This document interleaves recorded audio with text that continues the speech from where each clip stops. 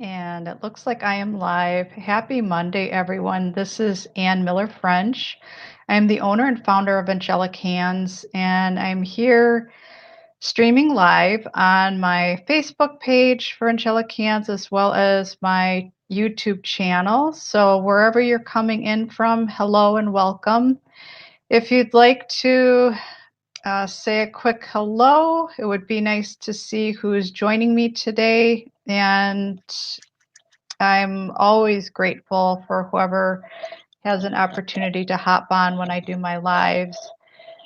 So I hope that you had an amazing weekend. I really wanted to hop on today and talk about what's going on energetically and even share personally what's going on with me and with the hope and intention that the messages that I share today, I am being joined by the highest beings of love and light. So I work with the Galactic Federation of Light, also known as the Galactic Council.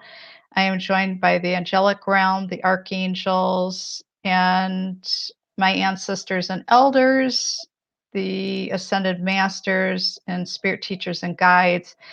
I wear many different hats in my practice. Everything that I do is done remotely, so all services are done in the convenience of your own home. Psychic medium readings, quantum life coaching, energy therapy. I work with Reiki, light language, and quantum energy. And I have a lot of amazing workshops that are coming up for the month of May and June. So if you haven't had an opportunity to check that out, I invite you to take a look at my website, and that'll also be posted on the information for whether you're coming in on FaceTube or um, Facebook or YouTube. I have a lot of information coming through today, so my words might get a little jumbled, and that's okay. My website is ReikiAngelicHands.com. That's ReikiAngelikHands.com. So I have noticed some massive energy shifts, and I know as being an empath, a sensitive and intuitive, I'm not only, feeling my own stuff, but also asking myself the question, is this mine or is this someone else's? And remembering to clear my energy field, clear my space, just being aware of what's mine, what's someone else's, and just going through and embracing what's coming up. And it's been a lot. I have to be completely honest. And I had to take some extra, taken some extra time for additional sleep. So slept later this morning, but still got up and made a commitment to myself for my daily self-care practices to just raise my vibration and be able to not only show up for myself, but be able to connect with all of you and share these messages. So I did a podcast before I hopped on for this live, and I talked about quite a few different things that were coming through. So it's all about how we are all lightening up and going through this ascension process, working through your awakening, no matter where you're at in your journey. And with these massive energy shifts, you're going to feel different things. It's different for everyone. So really tuning in to what you're feeling in your body, and if there's any area or areas of your body where they feel stuck, or if there's aches and pains, or if things or just feel sluggish, if you're not feeling your greatest, you require more rest, you have emotions coming up, whatever that looks like, it's clearing. It's like we're going through this massive clearing process and literally lightening up our bodies to be able to take in everything that's been coming in and flooding Mother Earth. So it's so essential to make sure that you're grounding your energy, you're centering yourself, you're spending some time in nature, doing things that feel good for you, raising your vibration. I know for me, it's Pilates, dancing, movement, stretching, doing different things, and just allowing whatever it is that wants to come up, working through that instead of trying to shove it back down. Because I will tell you firsthand that anything that we tend to ignore, it's going to come back again until we address it, or if there's patterns that continue to play out, or things that you notice over and over again, it's going to continue to play out until we learn the lesson or whatever it is that we signed up for. So just really having a state of awareness and what's going on for you right now, what's going on in your life.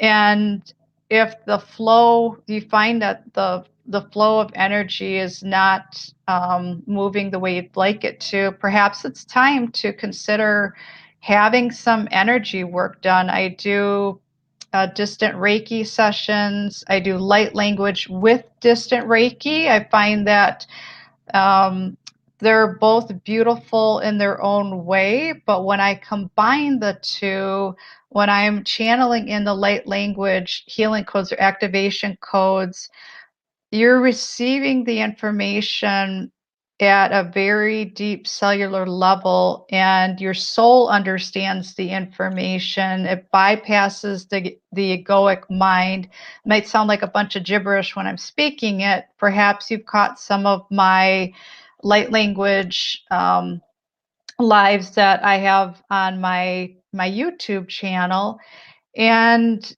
it's amazing. It's amazing therapy. I do it with the distant Reiki because I find that when your energy field is opening up and things are flowing, you're going to receive in even more information as I'm channeling through. So if there's something that's going on for you right now where you feel like you just want to move forward and continue to embrace everything that's coming through and really do something amazing for you, perhaps it's time to reach out and see if this is something that works for you. I also work with quantum energy healing, and I work with something that's called a 2-point energy technique. So there's complete information about that on my website. And I also work with my clients as they're going through their path, and it's anything from A to Z. So through quantum life coaching and being a psychic and a medium and channeling in the information from spirit and being able to offer some clarity and some guidance and some insights regarding whatever it is that you're going through. So I know for me, I've noticed some massive releases physically from my body. So um, there's the different layers to us. And I know that I've shared before that, we have the physical, you feel things physically, but there's also in the pain, there's a message, and there's the trapped emotions. And um, whether it's a fascial restriction or some trapped energy, it's being able to get that up and out of the body. So through the different modalities that I personally work with, I found it to be quite effective. And I've also received some therapies myself as part of my self-care, just knowing um, when I wanted to, when I was looking for a tune-up or ready for a tune-up, whether it's me working on myself, which is a daily practice, or receiving from another practitioner. It's a very beautiful process while someone is holding space for you. So I am also going to share some messages today surrounding um, oracle card messages that are coming up. I was guided to work with a deck by Colette Baron Reed. It's called the Mystical Shaman Oracle Cards, and I've used this one before. So if there's anyone hopping on that would like a reading, a quick one card reading, I'd be more than happy to do that for you. So I'll do that for the next 3 people. And I'm just going to give the deck a shuffle. So yeah, with this, no matter where you're at with your awakening, really remembering who you are, continuing to work through your ascension, you're going to notice different things. Just giving yourself permission to feel. If you find that you need some additional rest, take it. That's available to you. But making time for you each and every day, even if it's a quick 10 minutes out of your day, to do something that's specifically for you, because I know that those of us that are healers, empaths, light workers, and the like, we tend to give, but it's also remembering to have that balance and to give to ourselves and through that daily act of self-care, which is that self-love that I talk about. Okay, so I'm just going to share a couple cards here. And again, if anyone hops on, if you would like a card, one card, just let me know.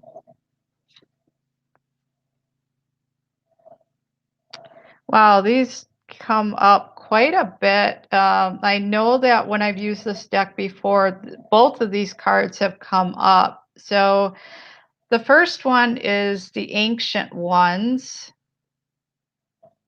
And I'm just going to refer to the guidebook.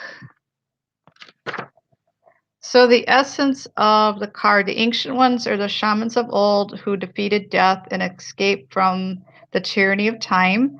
The Ancient Ones once walked Earth like us in flesh and bone. Now they reside in infinity and can counsel us after we say yes to our calling. They are available to help us attain our full realization. So the invitation for this message, the Ancient Ones are inviting you to reach to the future to help birth a new destiny for the earth. Go ahead, find out who you are becoming 10,000 years from now. If you accept the invitation, great power and blessings will come your way and allow you to craft a new destiny for yourself.